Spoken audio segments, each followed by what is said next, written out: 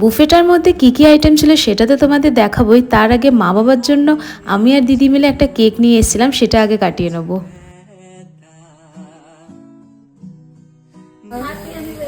Happy anniversary. Thank you.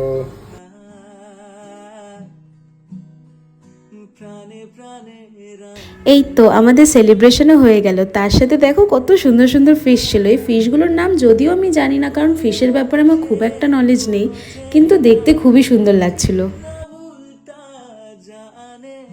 তো সমস্ত কিছু টেবিলে আমাদের সার্ভ করে দেওয়া হয়, তবে যেই দিন বাফেটের লোক সংখ্যা বেশি থাকবে সেই দিন কিন্তু তোমাদের সেলফ সার্ভিসই নিতে হবে।